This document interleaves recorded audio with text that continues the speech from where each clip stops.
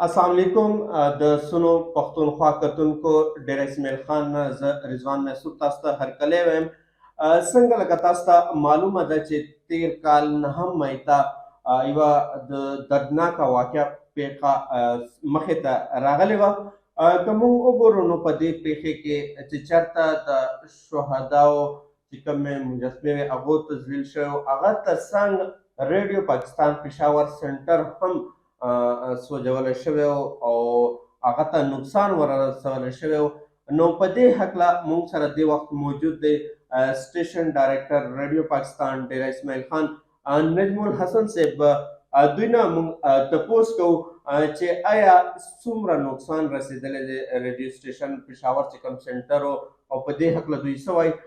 السلام علیکم، کیسے ہیں آپ؟ وعلیکم السلام ورحمۃ اللہ. سر، پچھلے سال 9 مئی کو واقعہ پیش آیا جس میں ریڈیو پاکستان پشاور سینٹر کا جو اس کو جلا دیا گیا، تو اس حوالے سے کیا کہیں گے؟ اس طرح کی سرکاری املاک کو نقصان پہنچانا کیا کتنا نقصان کا باعث بنتا ہے، اور کیا ایک پاکستانی اس طرح کر سکتا ہے؟ اصل میں احتجاج تو ایک جمہوری حق ہے ہر ایک کا، لیکن اس کا طریقہ کار جو ہے نا، یہ ہمیں ایک شہری کے طور پہ سوچنا چاہیے کہ آپ کس انداز میں اپنے جذبات کا اظہار کر سکتے ہیں. ظاہر ہے جو ترقی یافتہ قومیں ہیں یا جمہوریت پسند قومیں ہیں وہ احتجاج کو تو نہیں روکتی، لیکن احتجاج کا وہاں طریقہ ہوتا ہے کہ آپ کس طرح اپنی بات پہنچاتے ہیں. یہ جو سرکاری املاک ہیں یا پرائیویٹ املاک ہوں، تو جو سرکاری ہیں خصوصاً وہ تو پوری قوم کا ایک اثاثہ ہوتی ہیں، یعنی کسی ایک بندے کا ذاتی نقصان نہیں ہوتا، بلکہ اس میں نقصان جو ہے وہ خود جو کر رہا ہے نقصان اس کا بھی حصہ اس میں شامل ہوتا ہے.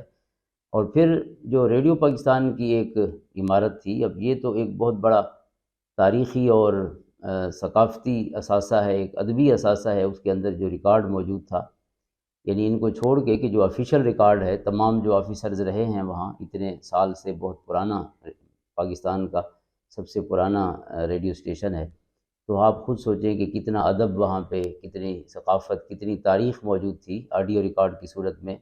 اسی طرح جو پکچر گیلریز ہیں وہاں کی، تو بہت سارے جو یعنی صوبائی جو مختلف عہدوں پر رہے ہیں لوگ یا قومی عہدوں پر، ان کی ظاہر جو وزٹس تھے ریڈیو پاکستان میں، خود ریڈیو پاکستان کے بہت سے اسٹیشن ڈائریکٹرز، بہت بڑے بڑے نام جو صرف آفیسر ہی بڑے نہیں تھے بلکہ وہ انسان بھی بڑے تھے، بڑے ادیب تھے بہت بڑے، ان کی یادیں اور ان کی پکچر گیلریز میں پورا ظاہر ایک جہان ہوتا ہے آپ کا، پوری تاریخ ہوتی ہے.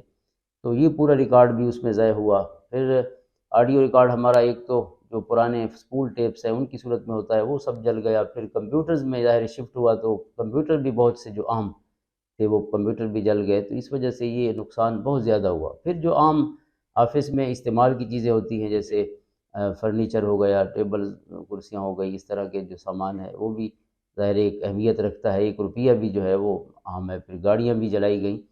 تو یہ جو ایک ٹرینڈ ہے، ظاہر ہے کوئی بندہ ایک تو جو جمہوریت پسند ہے یا جو ایک سینسیبل شہری ہے تو اس طرح کا کام نہیں کر سکتا. اور پھر جو محب وطن ہے، اپنے وطن سے جسے پیار ہے، تو اسے وطن کے ایک ایک پودے سے اور ایک ایک بوٹے سے پیار ہے، ایک ایک درخت سے پیار ہونا چاہیے.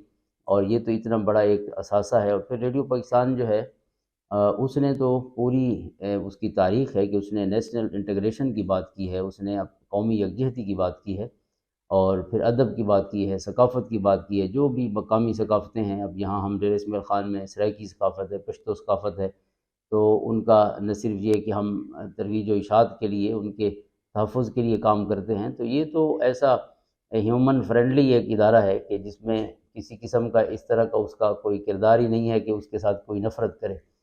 تو میں سمجھتا ہوں کہ یہ ایک بہت بڑی زیادتی ہوئی کہ اتنا بڑی تاریخ. اب ظاہر کچھ چیزیں تو آپ کرسیاں میزیں تو بنا لیتے ہیں، لیکن آپ ہسٹری کو کہاں سے لائیں گے جو پکچر گیلریز کی صورت میں تھی، یا اتنا جو آڈیو ریکارڈ آواز خزانہ تھا ہمارے پاس، کتنے انٹرویوز تھے اور کتنے اس میں ہمارے میوزک آئٹم، بہت پرانے مختلف شعراء کے کلام، ان کے مشاعرے، تو بہت بڑے پرانے جو یادگار ڈرامے ہیں، ڈاکومنٹریز ہیں، ٹاکس اور انٹرویوز ہیں بڑے لوگوں کے. تو میں سمجھتا ہوں کہ یہ ایک ایسا نقصان ہے کہ جس کی تلافی ممکن نہیں ہے. جی، د دوی وینا ده چې ریډیو پاکستان پېښور سنټر ته ډېر زیان رسېدلی دی، او هغه اوس کېدای شي کله پوره هم نشي او د دوی دا هم وینا ده چې یو پاکستاني کله هم داسې کار نشي کولی خپل ملک کم پراپرټي ته هغه ته نقصان نشي رسولی یا سرکاري څیزونه چې کوم دي هغه ته نقصان نشي رسولی.